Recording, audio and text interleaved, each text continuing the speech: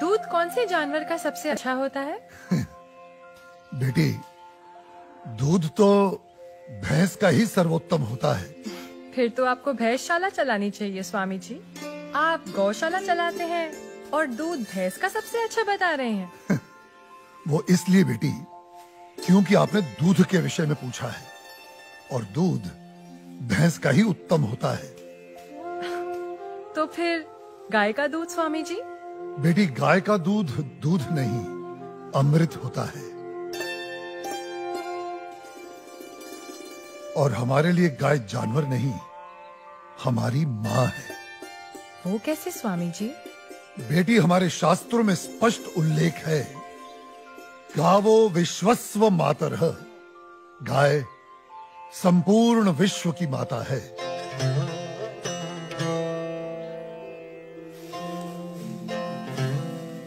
बेटी, गाय ही संसार में एकमात्र ऐसा प्राणी है जिसके अंग अंग से संसार को लाभ प्राप्त होता है। गाय दया, ममता और त्याग की देवी है। गाय लोक मंगल का स्वरूप है। लोक मंगल का स्वरूप है? वो कैसे स्वामी जी? हाँ बेटी, गाय का दूध पीने से शरीर के साथ साथ मस्तिष्क का भी विकास होता है। गाय के दूध में 8 प्रकार के प्रोटीन्स, 6 प्रकार के विटामिन्स, अनेकों प्रकार के एमिनो एसिड्स और न जाने कितने प्रकार के दुर्लभ तत्व प्राप्त होते हैं। It's a complete and wholesome food.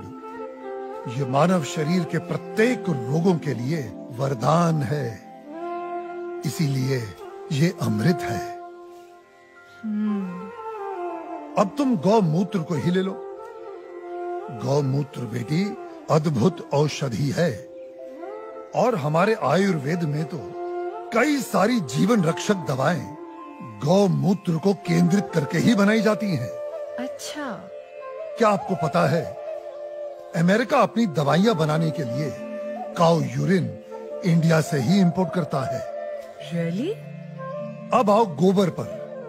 काऊ डंग, जिसका अज्ञानी लोग बहुत मजाक उड़ाते हैं, वही गोबर ईंधन और खाद यानी कोल और मैन्योर का काम करता है। It's a natural fuel and fertiliser. आपको पता है बेटी, गांव के कच्चे घरों की दीवारों पर गोबर लेपने से उन पर सूर्य की सख्त और विषाक्त किरणों का असर ही नहीं होता। ओह।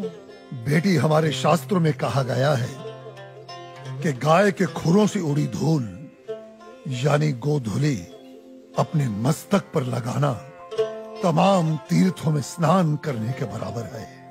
लेकिन स्वामी जी, आपने ये गौशाला खोलकर जो बूढ़ी और दूध ना देने वाली गायों को शेल्टर दिया है, अगर कोई कसाई इन्हीं गायों को काटकर उनका मांस अगर बाजार में बेचता है, उसे तो 30-40 हजार का लाभ हो सकता है।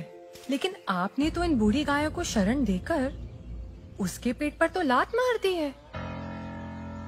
उस बेचारे का तो रोजगार छिन गया है स्वामी जी। हम कितने एहसान फरामोश हो गए हैं बेटी। चलो आज एक कैलकुलेशन करते हैं। एक गाय 20 से 25 साल जीती है।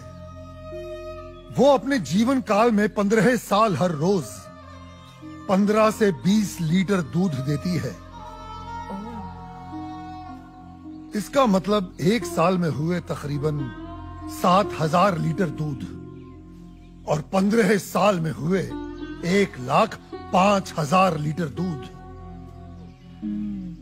अब आप अंदाजा लगा लो 1 लीटर दूध कितने का बिकता है, और 1,05,000 लीटर दूध कितने का बिकेगा। अब तुम वैसे ही गोबर और गौमूत्र का भी गणित जोड़ लो। तुम्हारी आंखें फटी और खुली रह जाएंगी कि एक गाय अपने पूरे जीवन काल में कितने करोड़ों रुपए मनुष्य को कमा कर देती है। बेटी, अनेक इंडस्ट्रीज काऊ डेयरी और उसके बाय प्रोडक्ट्स पर टिकी हुई हैं। और ये गणित यहीं खत्म नहीं होता बेटी।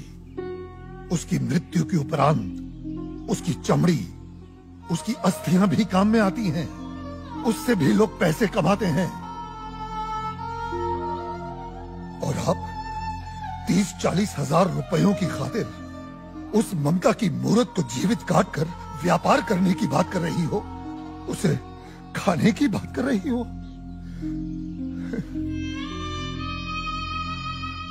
और कितना त्याग, कितना उपकार चाहिए एक प्राणी से। जिस मां ने अपने जीवन काल में हमें इतना धन दिया हो, हमारी सेवा की हो, उसके वृद्ध हो जाने पर, उसके बीमार हो जाने पर हम उसका त्याग कर दें, उसे अबैंडन कर दें। धिक्कार है ऐसी सोच को। बेटी अपनी मां के वृद्ध हो जाने पर उसे बेचा नहीं जाता, उसे काटा नहीं जाता, उसकी सेवा की जाती है। मैं आपकी बात से सहमत हूँ स्वामी जी, लेकिन आपका पॉइंट ऑफ व्यू प्रेजुडिस भी तो हो सकता है, क्योंकि आप एक हिंदू हैं। ओ मैडम जी, आप बिल्कुल गलत बोल रही हैं। मैं एक मुसलमान हूँ और मेरा नाम इस्लाम मुन्ना शेख है और मैं इस आश्रम का ग्वाला हूँ। और हमारे कुरान पाक में कहीं भी गाय के गोश्त को खाना नहीं लिखा है। हम हिंदुस्तान में रहते हैं। अगर गाय हिंदुओं की माँ है तो गाय हमारी भी माँ है।